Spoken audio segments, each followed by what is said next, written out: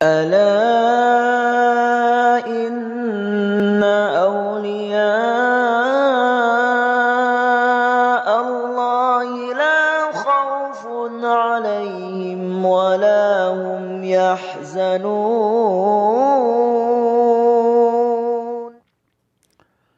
بسم اللہ الرحمن الرحیم اللہم صلی علی سیدنا محمد وعلی آل سیدنا محمد مبارک وسلم۔ تو سمجھتا ہے حوادث ہیں ستانے کے لیے، تو سمجھتا ہے حوادث ہیں ستانے کے لیے، یہ ہوا کرتے ہیں ظاہر آزمانے کے لیے۔ تند یہ باد مخالف سے نہ گھبرا تو اے عقاب، یہ تو چلتی ہے تجھے اونچا اڑانے کے لیے۔ کہاں سے سیکھی ہے اے اقبال تو نے یہ درویشی،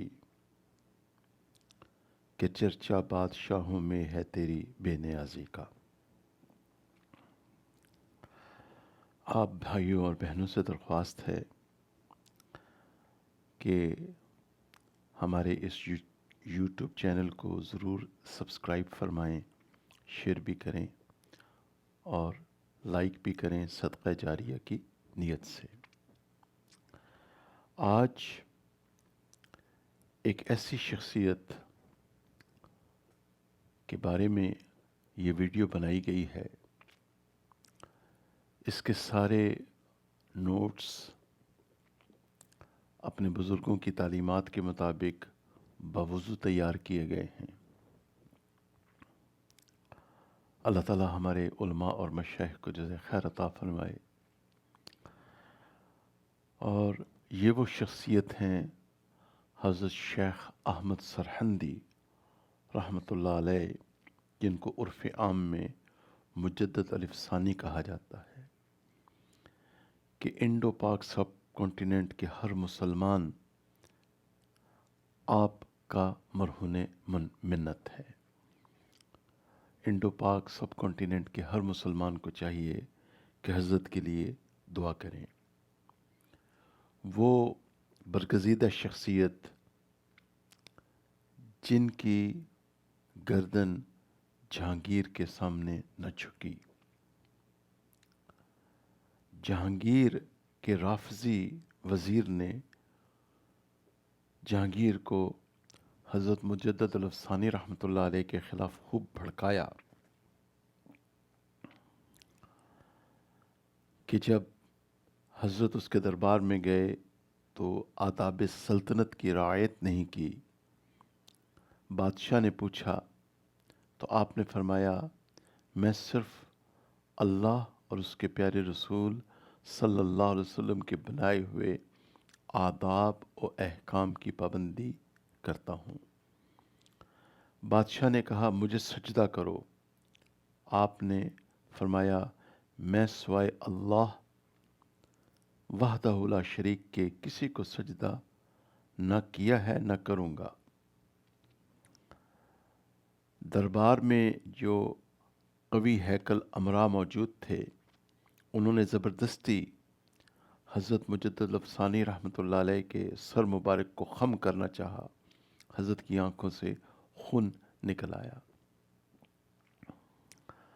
حضرت کی اس استقامت کا نتیجہ یہ نکلا کہ بادشاہ نے بعد میں حضرت سے معافی مانگی، اور پورے ملک میں جہاں مساجد شہید کی گئی تھیں ان کو دوبارہ تعمیر کیا گیا۔ بادشاہ کے دربار کے قریب ایک خوشنما مسجد بنائی گئی جس کی حضرت نے امامت فرمائی۔ ہر شہر میں دینی تعلیم کے لیے مکتب قائم کیے گئے۔ شہر شہر میں شرعی مفتی اور قاضی حضرات کو مقرر کیا گیا۔ خلاف شرع قوانین منسوخ کر دیے گئے۔ بدعات اور رسوم جاہلیت مٹا دی گئیں۔ دین اسلام میں تازگی پیدا ہوئی، مسلمانوں کے دل خوش ہو گئے، غیر مسلمان جوق در جوق اسلام میں داخل شروع ہو گئے۔ تو یہ حضرت کی محنت کا نتیجہ ہے۔ چنانچہ اس سے پہلے کہ حضرت کے حالات ہم شروع کریں، مولانا سید ابو الحسن علی حسنی ندوی رحمۃ اللہ علیہ اپنی عظیم کتاب تاریخ دعوت و عظیمت کی جلد اول میں تحریر فرماتے ہیں، حضرت لکھتے ہیں کہ مذہب کو زندہ اشخاص کی ضرورت ہوتی ہے۔ کوئی مذہب اس وقت تک زندہ نہیں رہ سکتا اور اس کی خصوصیات کو زندہ دنوں تک برقرار نہیں رکھا جا سکتا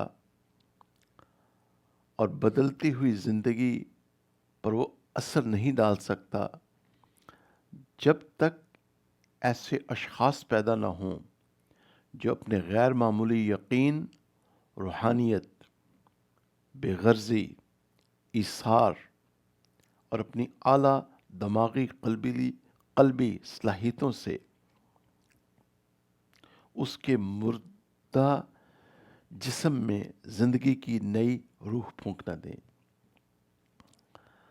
اور اس کے ماننے والوں میں ایک نیا اعتماد اور جوش اور قوت عمل پیدا کریں۔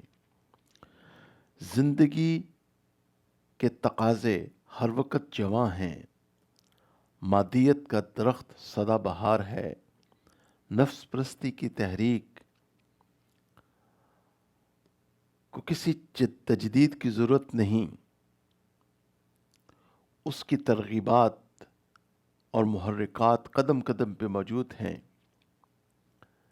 پھر بھی اس کی تاریخ اس کے پرجوش داعیوں اور کامیاب مجددوں سے خالی نہیں، جنہوں نے اس کی جوانی کو قائم اور اس کی دعوت کو اس وقت تک زندہ رکھا ہے۔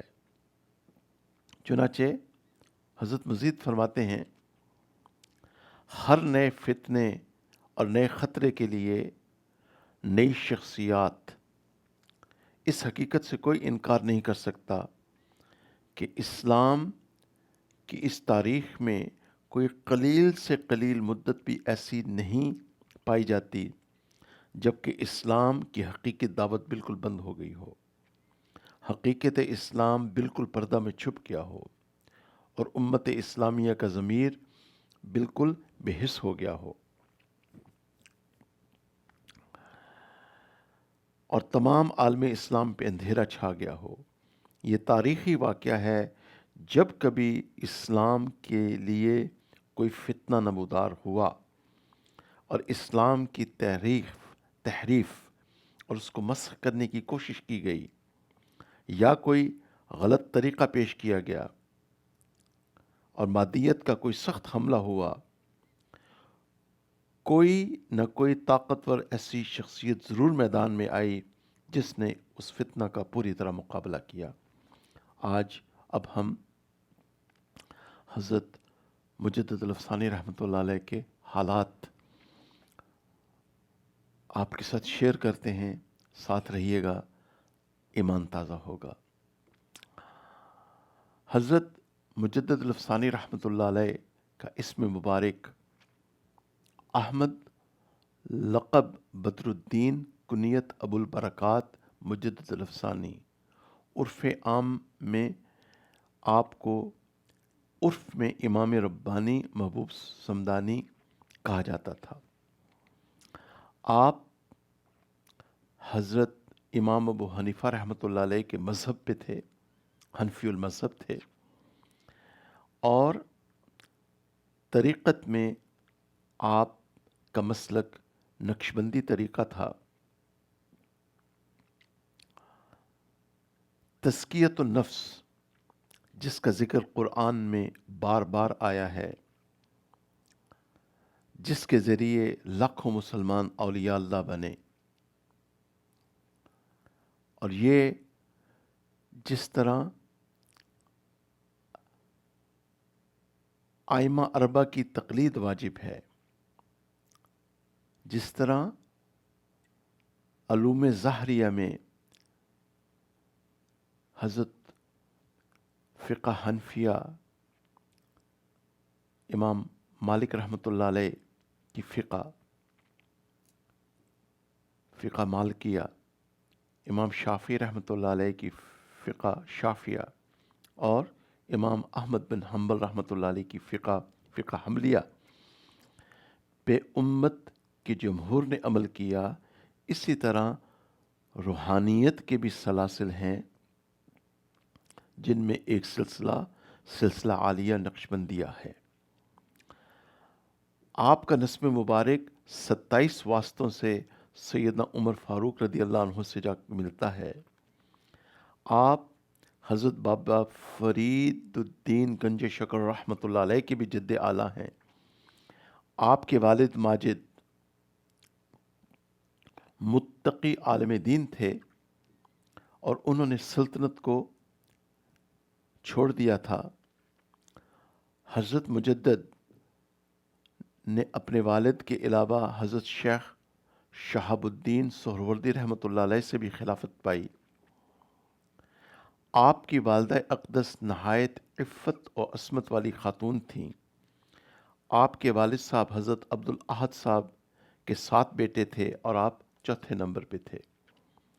وفات کے وقت آپ کے والد صاحب نے فرمایا، محبت اہل بیت کو ایمان کی حفاظت اور حسن خاتمہ میں بڑا دخل ہے۔ والد صاحب کی وصال کے بعد آپ حضرت عبدالقدوس گنگوہی رحمۃ اللہ علیہ کی خدمت میں حاضر ہوئے۔ انہوں نے حکم دیا کہ انسان کو چاہیے پہلے دین کا علم حاصل کرے۔ پھر انہوں نے ساتھ یہ بھی فرمایا، بے علم درویش بے نمک طعام کی مانند ہے۔ وفات سے قبل آپ کے والد صاحب نے آپ کو سلسلہ چشتیہ، سلسلہ قادریہ اور سہروردیہ کی نسبت خاص القاء فرمائی اور خلافت بھی اور اپنا جانشین بھی مقرر کیا۔ سلسلہ چشتیہ میں حضرت مجدد الافسانی رحمۃ اللہ علیہ کو 27 واسطوں سے نبی کریم صلی اللہ علیہ وسلم سے اس طرح نسبت حاصل ہے کہ سیدنا علی، سیدنا حسن بصری اور 16ویں نمبر پہ حضرت خواجہ معین الدین چشتی رحمۃ اللہ علیہ سے نسبت حاصل ہے۔ سلسلہ قادریہ میں آپ کی نسبت رسول اللہ صلی اللہ علیہ وسلم، سیدنا علی، سیدنا حسن، اور پھر 14ویں نمبر پہ آپ کی نسبت حضرت شیخ عبد القادر جیلانی رحمۃ اللہ علیہ سے جا ملتی ہے۔ سلسلہ سہروردیہ میں آپ کی نسبت رسول اللہ صلی اللہ علیہ وسلم، سیدنا علی، سیدنا حسن بصری، اور 14ویں نمبر پہ آپ کو حضرت شہاب الدین سہروردی رحمۃ اللہ علیہ سے نسبت حاصل ہے۔ سلسلہ عالیہ نقشبندیہ میں آپ رسول اللہ صلی اللہ علیہ وسلم، سیدنا ابوبکر صدیق، اور پھر 15ویں نمبر پہ حضرت بہاؤالدین نقشبند بخاری رحمۃ اللہ علیہ سے آپ کو نسبت حاصل ہے۔ آپ کی ولادت باسعادت 14 شوال شب جمعہ سرہند میں ہوئی۔ آپ کی والدہ فرماتی ہیں، ولادت کے بعد مجھ پہ ایک ایسی غشی کی کیفیت طاری ہوئی، کیا دیکھتی ہوں کہ بہت سے اولیاء امت میرے گھر میں تشریف فرما ہیں اور مجھے مبارکباد دے رہے ہیں۔ آپ کی بچپن کی خصوصیات میں ہے کہ آپ کو کمال درجہ کی اتباع سنت کی توفیق حاصل ہوئی۔ عام بچوں کی طرح آپ برہنہ نہ ہوتے تھے، کبھی روتے نہ تھے، ہمیشہ خوش و خرم رہتے تھے۔ زمانہ تعلیم، حضرت کو ابتدا میں جب مکتب میں بٹھایا گیا تو تھوڑے عرصہ میں قرآن حفظ فرمایا۔ والد صاحب سے تحصیل علم میں مشغول ہو گئے اور آپ بڑے بڑے دقیق مسائل بآسانی حل فرماتے تھے۔ تفسیر بیضاوی، بخاری شریف، مشکات شریف، شمائل ترمذی، جامع صغیر سیوطی قصیدہ بردہ، حدیث مسلسل کے روایات و اجازت مع اسناد شامل ہیں۔ درس و تدریس: مذکورہ بالا کتابوں کی اجازت حاصل کرنے کے بعد فرمایا، محسوس ہوتا ہے مجھے طبقہ محدثین میں داخل کیا گیا ہے۔ 17 سال کی عمر میں آپ فرغ التحصیل ہوئے اور اس کے بعد دور دراز سے سینکڑوں طلباء جوق در جوق آنا شروع ہوئے اور آپ کی درسگاہ سے فارغ التحصیل ہوئے۔ حاجی سلطان صاحب اس زمانے کے علماء میں سے ممتاز علماء میں سے تھے۔ حج بیت اللہ اور مدینہ منورہ کی سعادت حاصل کر چکے تھے۔ آپ کی شادی خانہ آبادی، یہی حاجی سلطان صاحب کو رسول اللہ صلی اللہ علیہ وسلم کی زیارت ہوئی۔ فرمایا، تمہاری بیٹی اس زمانے میں سب سے زیادہ نیک خاتون ہے، اس کا نکاح میرے فرزند اور نائب شیخ احمد سے کر دو، اس میں آپ کے لیے اور آپ کی بیٹی کے لیے بڑی سعادت ہے۔ شادی کے بعد والد صاحب کی خدمت میں رہے، باطنی کمالات کا فیض حاصل کیا۔ جب والد صاحب کی وفات کا وقت آیا تو آپ کو خرقہ خلافت جو سلسلہ سہروردیہ میں آباء و اجداد سے حاصل تھا، وہ خرقہ خلافت جو سلسلہ چشتیہ میں شیخ رکن الدین گنگوہی رحمۃ اللہ علیہ سے حاصل تھا، وہ خرقہ جو سلسلہ قادریہ میں حاصل کیا تھا، سب کچھ حضرت مجدد رحمۃ اللہ علیہ کو عنایت فرمایا۔ اپنا قائم مقام اور جانشین مقرر فرمایا۔ حضرت فرماتے ہیں کہ اس فقیر کو عبادت نافلہ خصوصاً نفل نمازیں ادا کرنے کی توفیق والد صاحب کی مدد سے حاصل ہوئی اور ان کو یہ سعادت اپنے شیخ سے حاصل ہوئی۔ حضرت خواجہ باقی باللہ رحمۃ اللہ علیہ سے ملاقات۔ سلسلہ عالیہ نقشبندیہ سے حضرت بہت متاثر تھے اور اپنے دوست مولانا حسن کشمیری کی وجہ سے حضرت باقی باللہ کی خدمت میں حاضر ہوئے اور ان کی خدمت میں آ کے بیت توبہ کے کلمات پڑھے۔ سرہند شریف واپسی۔ حضرت باقی باللہ رحمۃ اللہ علیہ نے آپ کو خلافت و اجازت عطا فرمائی اور سرہند شریف واپس ہوئے، سالکین کی تربیت اور ہدایت میں مصروف ہو گئے۔ مشاہدات اور تجلیات، احوال و معارف اور علوم ظاہر ہونے لگے، اور ہم اہل سنت والجماعت کا یہ عقیدہ ہے، ہمارا ایمان ہے الحمدللہ کہ کشف و کرامات سے اللہ تعالیٰ علماء کرام کو اور اولیاء اللہ کو سرفراز فرماتے ہیں، اور ہم الہام کو بھی مانتے ہیں، چونکہ کلام پاک میں ذکر ہے، مفہوم ہے آیت شریفہ کا کہ ہم نے موسیٰ کو الہام فرمایا۔ بروز جمعہ 12 ربیع الاول 1011 ہجری صبح کے وقت حضرت نے مراقبہ کی حالت کشف میں دیکھا کہ رسول اللہ صلی اللہ علیہ وسلم اولیاء کرام کی ایک جماعت کے ساتھ تشریف لائے ہیں اور اپنے دست مبارک سے فاخرہ خلت جو محض نور تھی حضرت کو پہنائی اور فرمایا تجدید الفسانی کی خلت ہے۔ حضرت باقی باللہ رحمہم اللہ کا وصال۔ حضرت مجدد لاہور ہی میں مقیم تھے کہ اپنے شیخ کی وفات کی خبر ملی۔ 25 جمادی الاخر میں 1012 ہجری میں دلی میں ان کا وصال ہوا۔ دلی پہنچ کر اپنے مرشد کی قبر مبارک پہ حاضری دی، دوست احباب کو صبر اور دلاسا دیا اور لوگوں کے اصرار پہ چند روز دہلی میں قیام فرمایا۔ حضرت شیخ عبد القادر جیلانی رحمۃ اللہ علیہ کی بشارت۔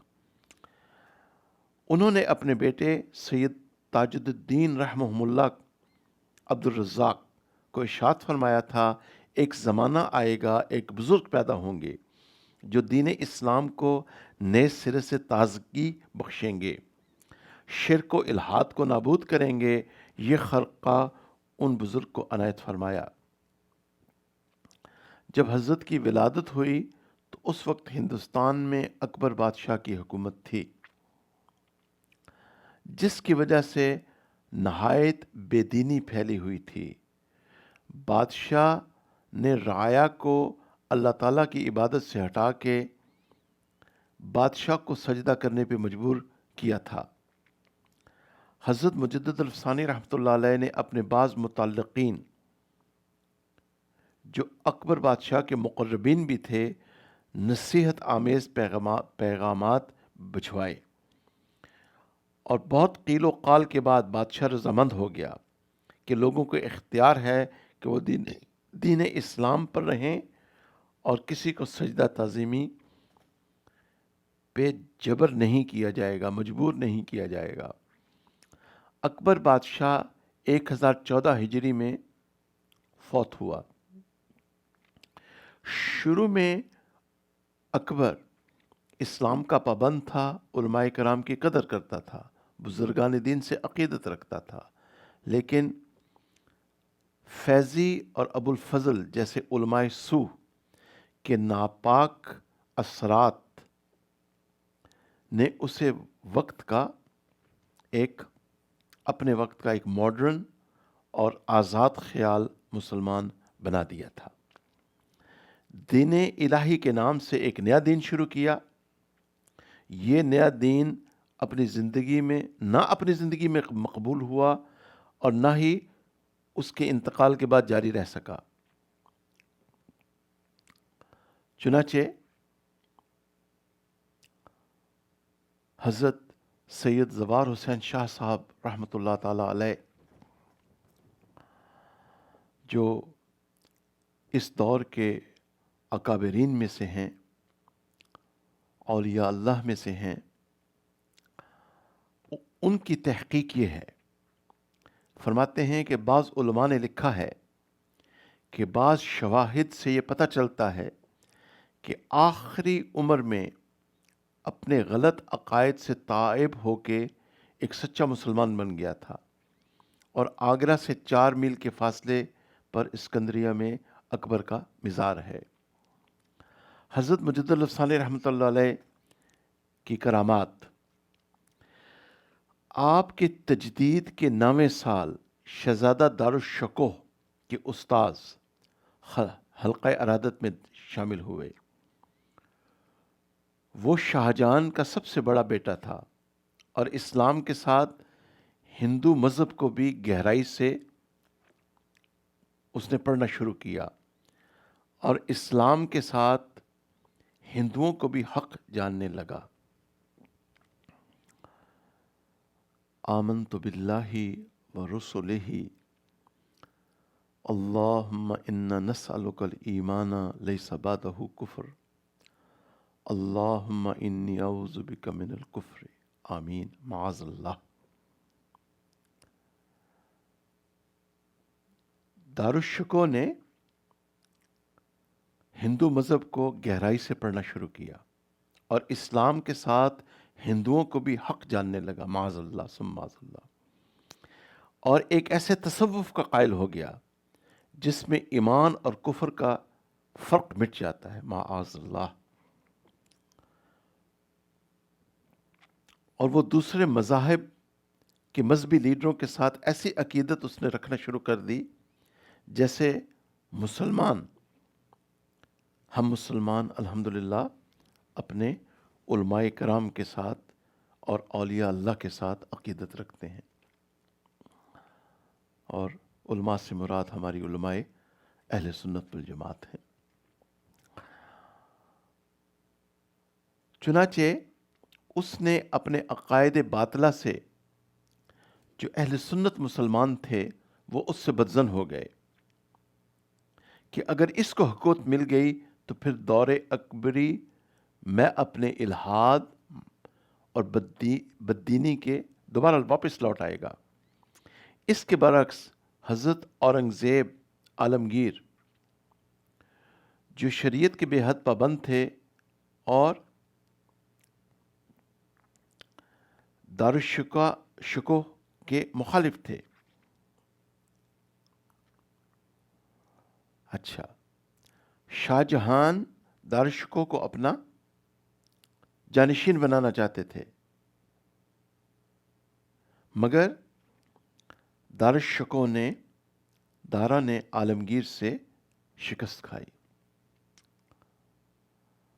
حضرت شیخ بلخی اکابر مشائخ نے ایک رات نماز تہجد کے بعد خواجہ محمد زاہد بلخی کے خلیفہ خواجہ صدر الدین کی طرف سے اشارہ ملا، روحانی اشارہ ملا کہ آپ حضرت مجدد کی خدمت میں سرہند شریف جائیں۔ بروز جمعہ 1021 جمادی الاخر میں حضرت نے اپنے بڑے بیٹے خواجہ محمد صادق رحمۃ اللہ علیہ کو خلافت عطا فرمائی۔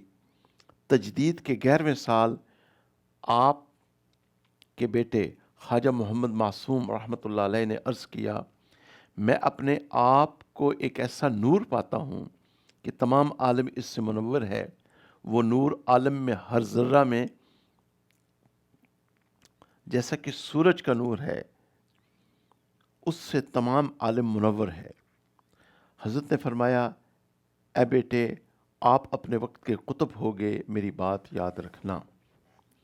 ایک دن اپنے والد صاحب کی قبر میں فاتحہ کے لیے حاضر ہوئے اور یہ حدیث شریف ذہن میں آئی، جب کسی عالم دین کا قبر پہ گزر ہوتا ہے 40 روز تک صاحب قبر کو عذاب نہیں ہوتا۔ آپ کو الہام ہوا، اس قبرستان سے عذاب اٹھا لیا گیا ہے۔ تجدید کے 14ویں سال طاعون کی وبا پھیلی، ہزاروں لوگ فوت ہو گئے۔ آپ کے بیٹے شیخ محمد عیسیٰ، شیخ محمد فرخ، آپ کی بیٹی ام کلثوم، پھر بڑے بیٹے خواجہ محمد صادق رحمۃ اللہ علیہم فوت ہو گئے۔ انا للہ و انا الیہ راجعون۔ حضرت اپنے مکتوبات شریف میں تحریر فرماتے ہیں، مصیبتیں بظاہر جراحت نظر آتی ہیں، یعنی سرجری، مگر حقیقت میں ترقیات اور مرہم ہیں۔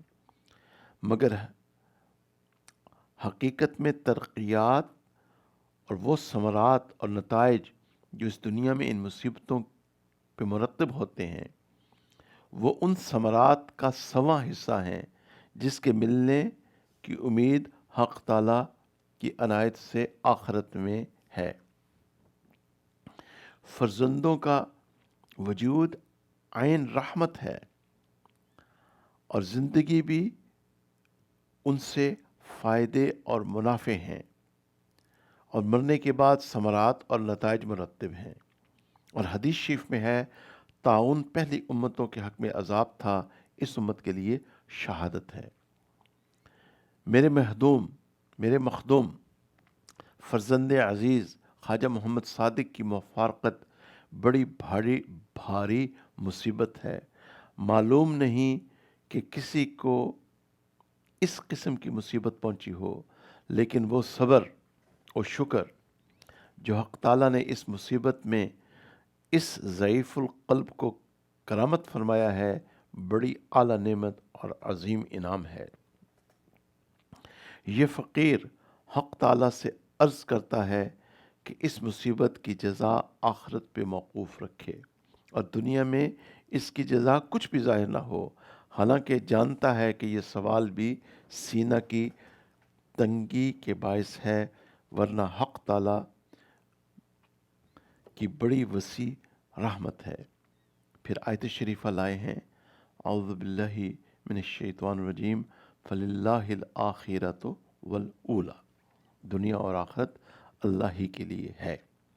اس زمانے کے بڑے بڑے علماء حضرت کی خدمت میں حاضر ہوئے اور حق تعالیٰ کا قرب حاصل کیا۔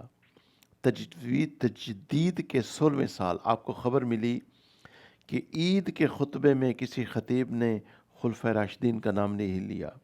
آپ نے تحریر فرمایا کہ خطبے میں خلفۂ راشدین کا ذکر اہل سنت کا شعار ہے، اور اس شخص کے سوائے جس کا دل مریض ہو اور باطن پلید ہو، جس شخص کا دل مریض ہو اور باطن پلید ہو، کوئی شخص، سبحان اللہ،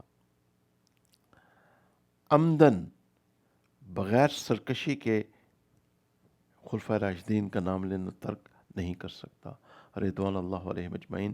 پھر آگے حدیث شریف لائے ہیں، من تشبہ بقوم فہو منہم، یعنی جس نے جس قوم کی شباہت اختیار کی وہ انہی میں سے ہوگا۔ فرمایا اس حدیث کا وہ کیا جواب دے گا؟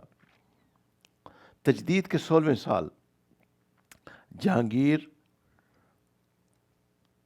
حضرت مجدد افسانی رحمۃ اللہ علیہ سے منحرف ہوا۔ جب اکبر فوت ہوا تو لوگ خوش تھے کہ باطل عقائد رکھنے والا اکبر فوت ہو گیا ہے، جہانگیر دین اسلام میں معاون ثابت ہوگا۔ مگر اس کی حکومت میں روافظ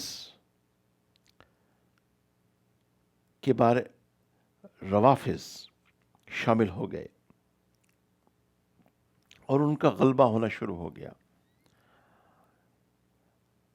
اور جب مجدد ثانی رحمۃ اللہ علیہ کو اس کا پتہ چلا تو انہوں نے فرمایا کہ جب تک ہم اپنے نفس پہ تکلیف گوارا نہ کریں گے، مخلوق خدا اس فتنے سے خلاصی نہیں پائے گی۔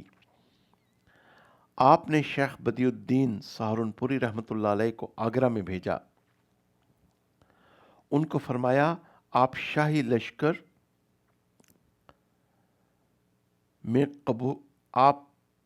شاہی لشکر میں قبولیت عامہ نصیب ہوگی۔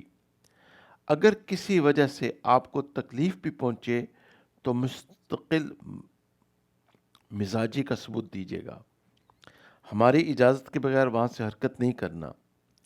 اگر آپ مستقل مزاج نہ ہوں گے تو خود بھی تکلیف اٹھائیں گے، ہمیں بھی تکلیف میں ڈالیں گے۔ بالآخر رافضی وزیر اعظم نے جہانگیر کو خوب بھڑکایا اور حضرت کے کشف و کرامات کو جادو مشہور کر دیا۔ جہانگیر نے آپ کو دعوت دی، آپ کا خیمہ محل کے قریب نصب کیا، آپ دربار میں گئے، مگر وہ آداب سلطنت جو شریعت کے خلاف تھے وہ ادا نہ کیے۔ بادشاہ کی نظر جب آپ پہ پڑی تو بہت متاثر ہوا۔ رافضی وزیر نے بادشاہ کو بھڑکایا کہ انہوں نے آداب سلطنت کی کوئی رعایت نہیں رکھی۔ بادشاہ نے وجہ پوچھی، آپ نے فرمایا میں صرف اللہ اور اس کے رسول صلی اللہ علیہ وسلم کے بتائے ہوئے آداب و احکام کی پابندی کی ہے اور کروں گا۔ بادشاہ نے کہا مجھے سجدہ کریں۔ آپ نے فرمایا میں سوائے اللہ وحدہ لا شریک کے اور کسی کو سجدہ نہیں کروں گا۔ قوی ہیکل امرا نے زبردستی حضرت کے سر مبارک کو خم کرنا چاہا، حضرت کی آنکھوں سے خون نکل آیا، حضرت کو گوالیار کے قلعہ میں نظر بند کر دیا گیا۔ اس وقت حضرت عوام میں بے حد مقبول ہو چکے تھے۔ حضرت کو الہام ہو چکا تھا کہ مصیبت آنے والی ہے جو قرب الہی کا ذریعہ بنے گی۔ تو سمجھتا ہے حوادث ہیں ستانے کے لیے، یہ ہوا کرتے ہیں ظاہر آزمانے کے لیے۔ تن دیے باد مخالف سے نہ گھبرا اے عقاب، یہ تو چلتی ہے تجھے اونچا اڑانے کے لیے۔ کہاں سے سیکھی ہے اے اقبال تو نے یہ درویشی، کہ چرچا بادشاہوں میں ہے تیری بے حیا سکھا۔ اللہ سبحانہ وتعالیٰ کی یہ سنت ہے میرے بھائی اور میری بہنوں کہ انبیاء و رسل، آل رسول صحابہ کرام، علماء کرام، اولیاء اللہ، والدین کی نافرمانی کی سزا اللہ تعالیٰ دنیا میں ضرور دیتے ہیں۔ چنانچہ جہانگیر کو اللہ تعالیٰ نے دنیا میں سزا دی، اور وہ اس طرح ہوا کہ محبت خان جو حضرت کا معتقد تھا، وہ کابل سے نکلے، جہلم میں بادشاہ سے جنگ کی اور بادشاہ کو گرفتار کر لیا۔ اب حضرت مجدد الثانی رحمۃ اللہ علیہ کو بادشاہ کی خلافت، آپ کو بادشاہت پیش کی گئی کہ آپ وقت کے بادشاہ بن جائیں، مگر آپ نے بادشاہت قبول نہیں فرمائی اور حکم دیا کہ نہایت عزت سے جہانگیر کو رہا کیا جائے اور اس کو دوبارہ بادشاہ بنایا جائے۔ اور بادشاہ آپ کے اس اعلیٰ اخلاق کی وجہ سے آپ سے بہت متاثر ہوا، اور مجدد الثانی رحمۃ اللہ علیہ کی برکات اور احسانات اس طرح ظاہر ہوئیں کہ جہانگیر نے سجدہ تعظیمی موقوف کر دیا، گائے کا گوشت بازار میں فروخت ہونے لگا، ملک میں جہاں جہاں پہ مساجد شہید کی گئی تھیں ان کو دوبارہ تعمیر کیا گیا،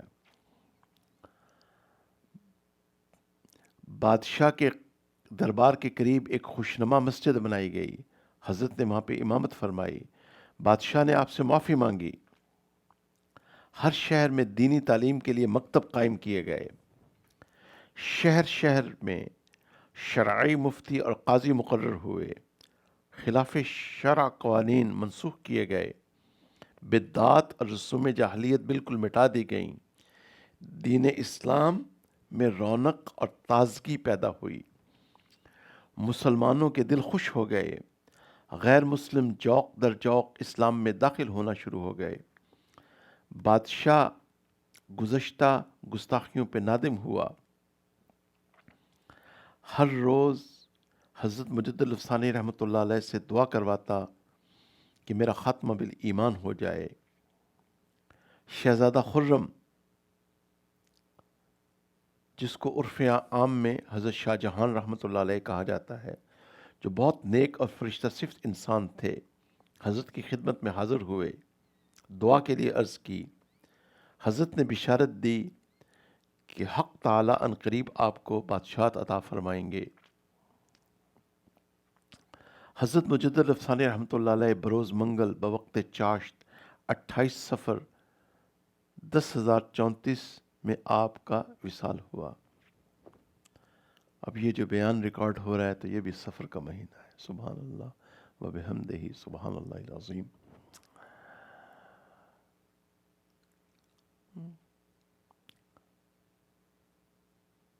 اور اللہ تعالیٰ نے حضرت جی دامت برکاتہم کے ایک نحل اور ادنا غلام سے یہ کام لے لیا، سبحان اللہ، وہ بھی وڈ برج ورجینیا میں، سبحان اللہ، واہ میرے اللہ، تو راضی ہو جا، اللہ ہمارے حضرت جی کو جزائے خیر عطا فرمائے، آمین۔ چنانچہ مجدد الثانی رحمۃ اللہ علیہ نے زندگی کے آخری ایام میں اپنے بیٹوں، خلفاء اور سالکین کو وصیتیں فرمائیں، قرآن و سنت کی پیروی کرنا، ائمہ اربعہ کی تقلید کرنا، خلاف شرع مشائخ سے بچنا، جو احوال سالک پر ان امور میں وارد ہوتے ہیں، میں نے ان کو رسول اللہ صلی اللہ علیہ وسلم کی خدمت میں پیش کیا اور آپ نے منع فرمایا علیہ الصلوۃ والسلام۔ شریعت و طریقت پہ ثابت قدم رہنا، عزیمت پہ عمل کرنا،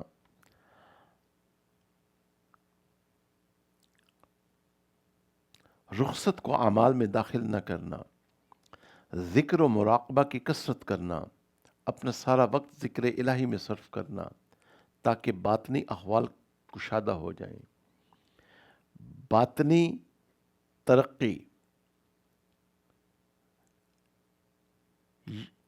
پہ قائم رہنا، اور باطنی ترقی شریعت پہ ثابت قدم رہنے اور سنت نبوی علیہ الصلوۃ والسلام کی پیروی کے بغیر محال ہے۔ اگر کوئی شریعت کا مخالف ہو اور اس کی کرامات ظاہر ہو جائیں تو وہ استدراج ہے۔ میرے بیٹوں کی عزت کرنا، ان سے دعائیں کروانا، میری قبر سنت کے مطابق بنانا، فرقہ باطلہ کا رد۔ حضرت مجدد افسانی رحمۃ اللہ علیہ فرماتے ہیں، گمراہ فرقوں میں دو بدبخت ہیں، ایک وہ جو احکام الہی جو نازل ہوئے ہیں ان کا کفر اور انکار کرتے ہیں، اور نمبر دو جو اخبار مرسلہ کے ساتھ عداوت اور دشمنی رکھتے ہیں۔ یہ ہے نمبر ایک۔ نمبر دو، اپنے بیہودہ مقاصد کو ثابت کرنے کے لیے جھوٹے دلائل اور باطنی دلائل کو عمل میں لاتے ہیں، جو کہ آج کل ہو رہا ہے۔ انا للہ و انا الیہ راجعون۔ دشمنان صحابہ کرام رضوان اللہ علیہم اجمعین، آپ نے اس گروہ کی شدت سے مدلل دلائل کے ساتھ تردید فرمائی۔ ہمارے اہل سنت والجماعت کا ایمان ہے کہ سیدنا ابو بکر صدیق رضی اللہ عنہ سے لے کے آخری صحابی تک سب کی قبریں جنت کا باغ ہیں۔ اچھا، چنانچہ مجدد صالح رحمۃ اللہ علیہ فرماتے ہیں، حضرت ابو بکر صدیق رضی اللہ عنہ کمالات محمدی، ولایت مصطفیٰ کے درجوں پہ فائز ہونے کے باوجود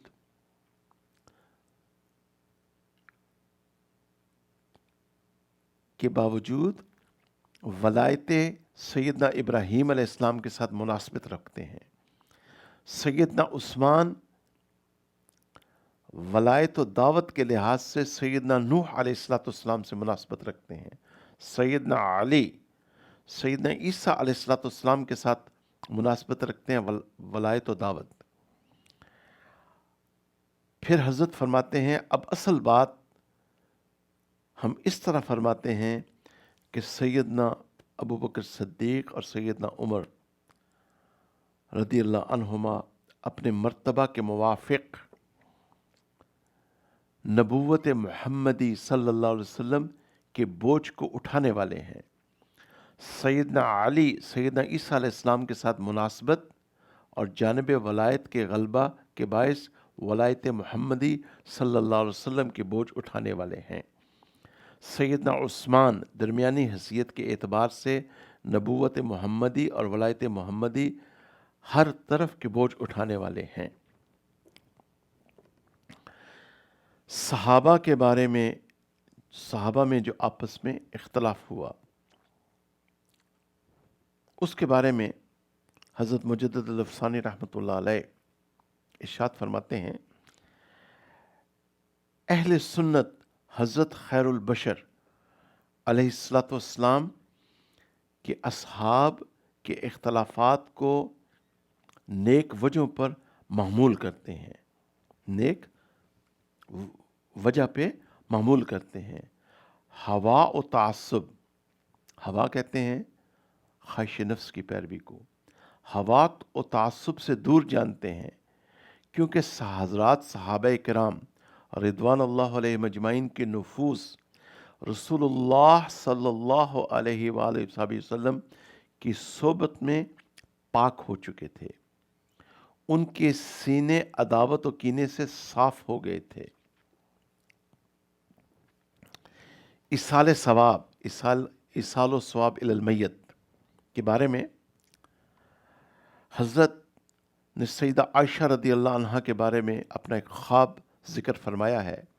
فرماتے ہیں، فقیر کی عادت تھی جب کھانا پکاتا تو اہل بیت کی ارواح کو بخش دیا کرتا تھا۔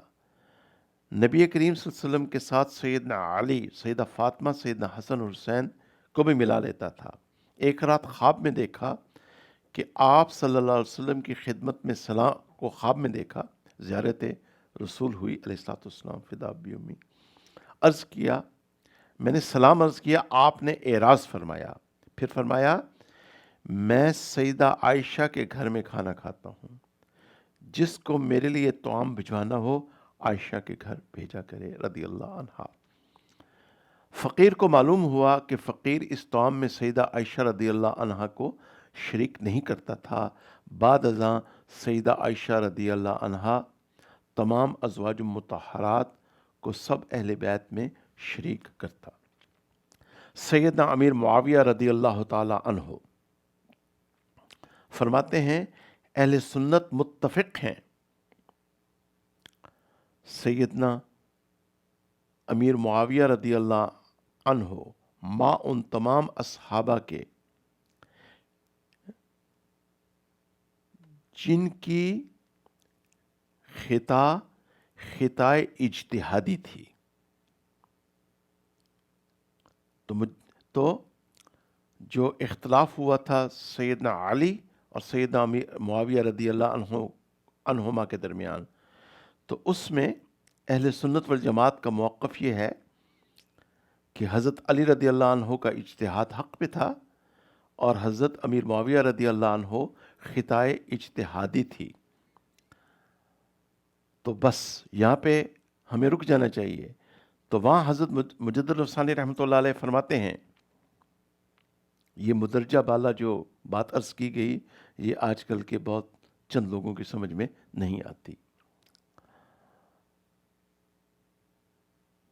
اور وہ غالباً اس لیے ان کو سمجھ میں نہیں آتی، نمبر ایک یہ علماء کی خدمت میں حاضری نہیں دیکھتے محبت اور ادب کے ساتھ، اور نمبر دو مشائخ سے اپنا تزکیہ نہیں کرواتے۔ اب آگے چلیں۔ حضرت مجدد الافسانی رحمۃ اللہ علیہ فرماتے ہیں بہت سے سنی حضرات حضرت امیر معاویہ رضی اللہ عنہ سے بدگمانی کرتے ہیں، ان کی شان میں بے ادبی کی جرت کر جاتے ہیں۔ پھر فرماتے ہیں حالانکہ یہ بھی روافظ ہی کا ایک گروہ ہے، کا ایک شعبہ ہے، یہ بھی روافظ ہی کا ایک شعبہ ہے۔ حضرت مجدد الافسانی رحمۃ اللہ علیہ نے حضرت امیر معاویہ رضی اللہ عنہ کے فضائل و مناقب کی نشر و اشاعت کرنے میں اہل سنت کے عقائد میں شمار کرنے کی طرف خاص توجہ مبذول فرمائی تھی۔ اللہ تعالیٰ یا اللہ اس فقیر کی یہ جو ہلکی سی یہ جو کاوش ہے، یا اللہ نہل فقیر کی، کم علم فقیر حقیر کی، یا اللہ محض اپنے فضل و کرم سے اس کو قبول فرما، یا اللہ اس کو قبولیت عامہ تامہ نصیب فرما،